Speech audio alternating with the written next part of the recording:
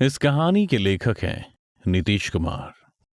क्वात्रा बड़े चट्टानों के बीच बसा एक छोटा सा शहर था। कहा जाता है कि 13वीं शताब्दी में यहां एक राजा का राज्य था, जहां से खास किस्म के पत्थरों का व्यापार होता था। लेकिन कुछ ही सालों में एक अंधविश्वास चारों ओर फैलने लगा। लोगों का मानना था कि पत्थरों की खुदाई की वजह से वहां काली शक्ति जाग उठी है। खुदाई के वक्त अजीब सी आवाजें वहां के लोगों को घेरने लगती थीं। आसपास की हवाएं उनका जिस्म काटती थीं। धीरे धीरे अजीब काले साए उस राज्य में मंडराने लगे और एक एक कर लोग उस राज्य से अजीब अजीब तरीकों से गायब होने लगे। जब लोगों में डर इस कदर फैल गया कि वो बाहर जाने से भी डरने लगे, तो राजा ने पूरे राज्य को खाली करने का आदेश दिया। अगले दिन जब राजा अपने खास सैनिकों के साथ किले से बाहर आया, तो पाया पूरे राज्य में कुएं जैसे बड़े गड्ढे हो चुके हैं और उनमें पानी की जगह खून भरा है। राज्य का कोई भी व्यक्ति वहां नहीं था, बल्कि सारे घर खाली हो चुके थे। घरों के दरवाजे खुले थे और हर दरवाजे पर 2 लाल पंजों के निशान थे। राजा ने उसी पल राज्य छोड़ने का निर्णय लिया और सेना समेत बाहर की ओर प्रस्थान किया। पर वो राजा ना तो नगर से बाहर निकल पाया और ना ही कभी दोबारा किसी को दिखाई दिया। कहते हैं नगर के द्वार से ही वो राजा सैनिकों समेत विलुप्त हो गया था। मानो वो सब लोग हवा में खुल उसके साथ ही उड़ गए हों। अंग्रेजों के जमाने तक वो जगह वीरान पड़ी रही, लेकिन आजादी के कुछ वर्ष बाद वहां लोगों ने बसना शुरू किया। मगर अब वो शहर पुराने जैसा नहीं रहा था। अक्सर तेज हवा के झोंके आसपास तबाही का मंजर लेकर आते थे। अब पूरे इलाके में अजीब अजीब सी आवाजों का गूंजना अभी भी कम नहीं हुआ था। आज का दिन भी कुछ ऐसा ही था। हवा अपनी रफ्तार बढ़ा चुकी थी। रोशन और नवाब भागते हुए हवा के विपरीत दिशा में आंखों को हाथ से ढके अपने अपने घर की ओर बढ़ रहे थे। कहा था मैंने आज मौसम खराब रहेगा, लेकिन तुझे तो हमेशा खुद की करनी होती। पता नहीं घर पर सब ठीक होगा कि नहीं। रोशन नवाब से कहता हुआ बहुत हिम्मत करके आगे चला जा रहा था। इस पर नवाब बोला, रोशन, आज तुम बिना बात के बहुत चिंता करने लगे हो। देखो वो दिख रहा है तुम्हारा घर, तुम्हारी आंखों के ठीक सामने। अब जल्दी जाओ, फिर मैं भी अपने घर के लिए निकलता हूँ यार। नवाब कदमों को जमाते हुए किसी तरह खुद को संभाल रहा था, पर रोशन को जैसे ही अपने घर का दरवाजा दिखा, वो तुरंत छलांग लगा दरवाजा खटखटाने लगा। बाबा, दरवाजा खोलो जल्दी, मैं हूँ रोशन। अच्छा तू अपने घर जा। रोशन दरवाजा खटखटाते हुए नवाब से कह रहा था, लेकिन जब उसने पीछे मुड़कर देखा तो उसके भी होश उड़ गए। नवाब वहां था ही नहीं। हो सकता है नवाब अपने घर चला गया, लेकिन वो बिना बाय बोले कभी नहीं जाता। फिर आज क्यों चला गया? रोशन खुद से कहता हुआ वापस पलटा तो उससे पहले उसे उड़ती धूल के बीच एक धुंधली सी छवि दिखी। वहां कोई खड़ा था। उस तेज हवा के बीच वो सिर्फ एक काली आकृति देख सकता था। वो व्यक्ति एक बड़ा काला लिबास पहने हुए था जो हवा में उड़ रहा था। उसके कंधे पर एक मोटी रस्सी लटक रही थी। उसके हाथ में एक टेढ़ी मेढ़ी मुड़ी हुई सी एक लकड़ी थी। रोशन ने जब उसके चेहरे को देखना चाहा तो उसे लिबास के अंदर सिर्फ अंधेरा ही दिख रहा था। तभी अचानक दरवाजा खुल गया। कहाँ था अब तक? सामने रोशन के पिता राम खिलावन खड़े थे। रोशन बिना कुछ बोले सीधे घर के अंदर आ गया और खिड़की की आड़ से वापस बाहर झांकने लगा। दरवाजा जल्दी से बंद कर दीजिए। उसके चेहरे का रंग उड़ चला था। राम खिलावन हैरान था। दरवाजा बंद कर वो भी खिड़की के पास आ बाहर झांकने लगा। क्या बताएगा? वापे में नहीं लग रहा। नहीं पिताजी, बाहर कोई खड़ा है। वहां से मुझे देख रहा है। ऐसा लग रहा है कि वो मुझसे कुछ बोलना चाहता है, मुझे अपने पास बुला रहा है। रोशन अपनी फटी हुई आंखों से बाहर की ओर ताके जा रहा था। राम खिलावन खुद भी चौंकते हुए खिड़की से बाहर की ओर देख रहा था, लेकिन उसे वहां कोई नहीं दिखा। रोशन नीचे बैठा अपने दोनों हाथों को सीने से लगाए कांप रहा था, मानो जैसे उसका सामना मौत से हुआ हो। परिवार वाले सब देखकर सहम गए थे।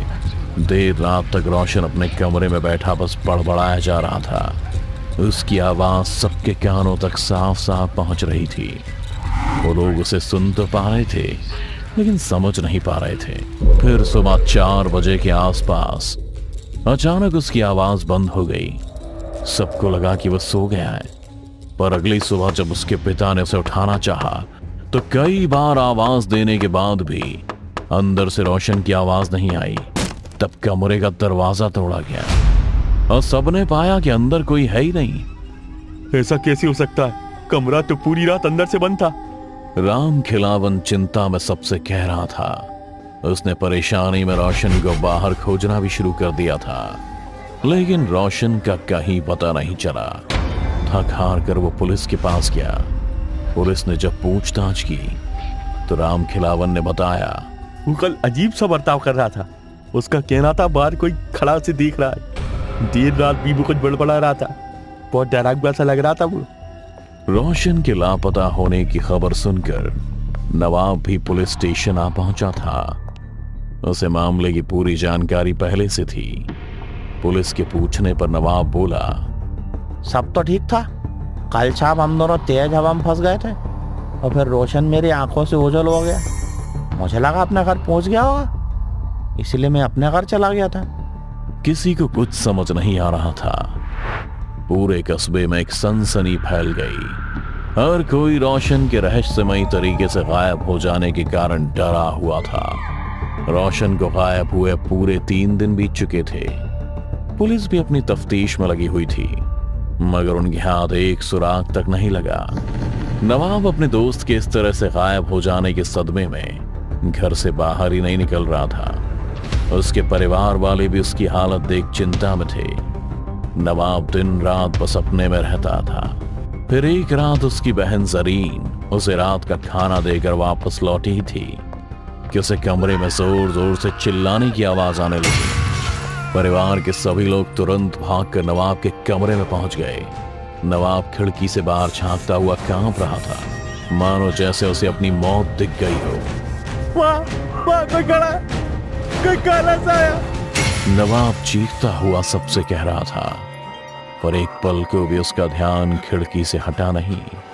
नवाब का यह हाल देख जरीन ने भी खिड़की से बाहर देखा। कोई भी तो नहीं है। जरीन ने नवाब से कहा।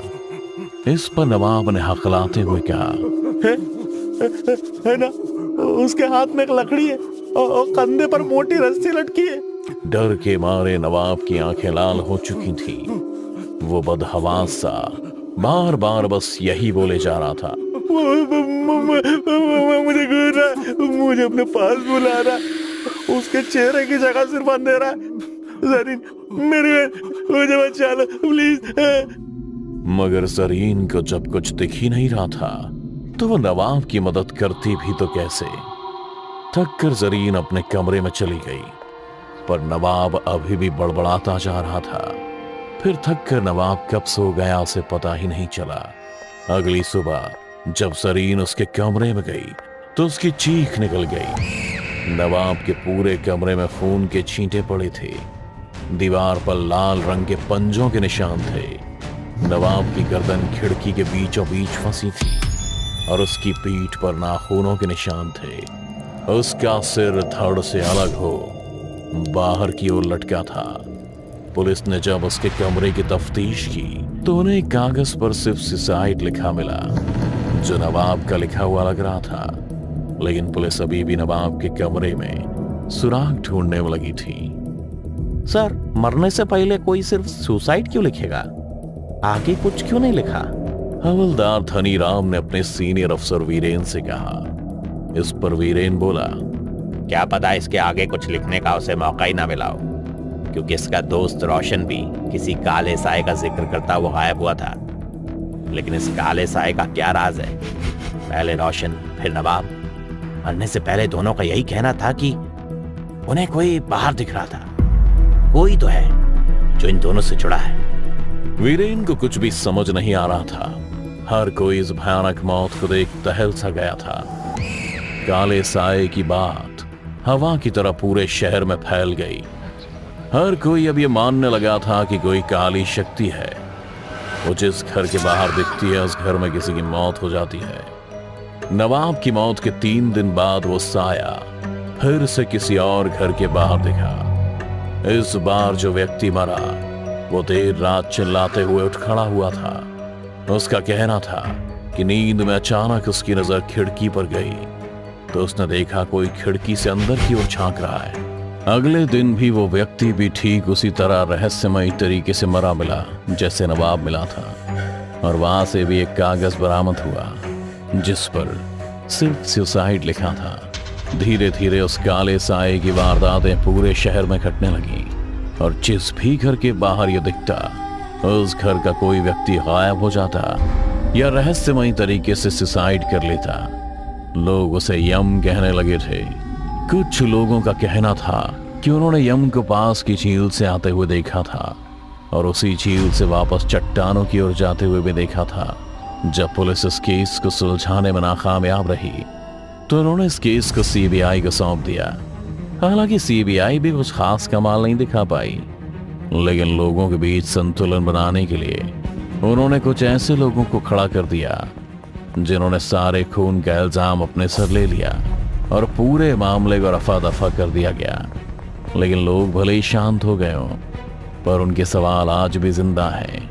क्या था उस काले साए का रहस्य, और ऐसा क्या होता था उनके साथ कि वो खुद ही सुसाइड कर लेते थे? क्या सच में वो यमराज था जो झील के पास रहता था? ऐसे बहुत से सवालों की गर्माहट आज भी क्वात्रा की सर्द हवाओं में घूमती है, जिनके जवाब कोई नहीं जानता। डर से भरी ऐसी कहानी को देखते रहने के लिए अभी सब्सक्राइब करें टोरो टीवी हॉरर हिंदी।